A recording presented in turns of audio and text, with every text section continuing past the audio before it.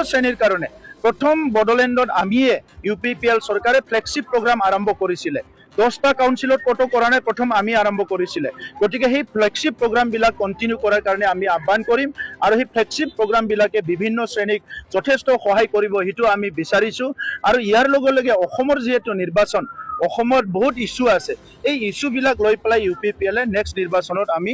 অংশগ্ৰহণ কৰিম আমাৰ চতুৰ্থ ত্ৰিবাৰ্ষিক অধিৱেশন যোৱাকালি আৰু আজি আমি মছলপুৰত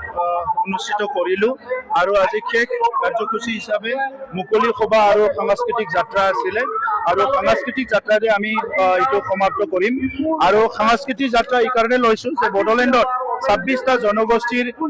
বহুত এটা কালাৰফুল কালচাৰ আমি সদায় দেখিবলৈ পাইছো এই সংস্কৃতিটো সদায় বড়োলেণ্ডত জীয়াই ৰাখিব লাগিব এই কাৰণে UPPL দলে যেহেতু সকলো জাতি জনগোষ্ঠীক শ্ৰদ্ধা কৰে জাতি জনগোষ্ঠীৰ ভাষা সংস্কৃতি শ্ৰদ্ধা কৰে এই কাৰণে আজি সাংস্কৃতিক আমি ৰেলীটো লৈছো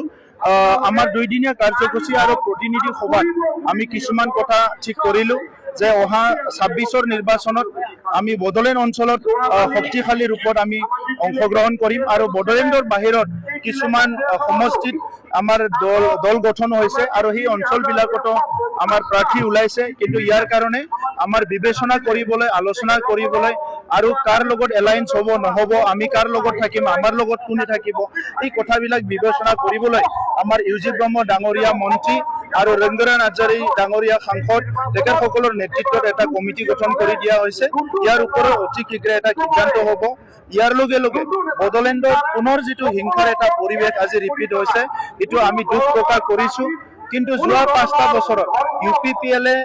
সংখ্যাগৰিষ্ঠ নাছিল যদিও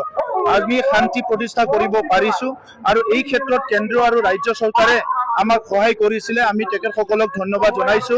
অনাগত দিনত বড়োলেণ্ড অঞ্চলৰ সকলো জাতি জনগোষ্ঠীৰ নাগৰিকে যাতে সদায় নিৰাপদে জীৱন যাপন কৰিব পাৰে ইয়াৰ কাৰণে UPPL দলে আমি কাম কৰি যাম তৃতীয় কথা আমি SRৰ ওপৰত আলোচনা কৰিছো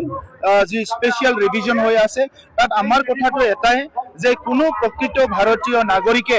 যাৰ ভোটাধিকাৰ সাব্যস্ত কৰিবলৈ বয়স হৈছে কোনো যাতে বঞ্চিত নহয় আৰু বঞ্চিত হোৱাটো আমি নিবিচাৰো ইয়াৰ কাৰণে আইনগতভাৱে সাংবিধানিকভাৱে চৰকাৰৰ বিভিন্ন কৰ্তৃপক্ষৰ লগত বা কনসাৰ্ন ডিপাৰ্টমেন্টৰ লগত আমাৰ হেঁচা প্ৰয়োগ কৰিবলৈ আমি কাম কৰিম এই সিদ্ধান্তটো আমাৰ লোৱা হৈছে আৰু অনাগত দিনত আমাৰ বড়োলেণ্ড অঞ্চলৰ বিভিন্ন উন্নয়নৰ কাম কাজ বিলাক আজি যেটো মানে BPF ডাইভাৰ্ট কৰিব বিচাৰিছে হিটো আমি কেতিয়াও সমৰ্থন নকৰো গতিকে বড়োলেণ্ডৰ ছাত্ৰ ছাত্ৰীৰ কাৰণে বড়োলেণ্ডৰ মহিলাসকলৰ কাৰণে যুৱ যুৱতীৰ কাৰণে খেতিয়কৰ কাৰণে সকলো শ্ৰেণীৰ কাৰণে প্ৰথম বড়োলেণ্ডত আমিয়ে UPPL চৰকাৰে ফ্লেগশ্বিপ প্ৰগ্ৰাম আৰম্ভ কৰিছিলে 10টা কাউন্সিলত কত কৰা নাই প্ৰথম আমি আৰম্ভ কৰিছিলে গতিকে সেই ফ্লেগশ্বিপ প্ৰগ্ৰাম বিলাক কন্টিনিউ কৰাৰ কাৰণে আমি আহ্বান কৰিম আৰু সেই ফ্লেগশ্বিপ প্ৰগ্ৰাম বিলাকে বিভিন্ন শ্ৰেণীক যথেষ্ট সহায় কৰিব হিটো আমি বিচাৰিছো আৰু ইয়াৰ লগে লগে অসমৰ যেটো নিৰ্বাচন অসমত বহুত ইস্যু আছে এই ইস্যু বিলাক লৈ পেলাই UPPL নেক্সট নিৰ্বাচনত আমি অংশগ্ৰহণ কৰিম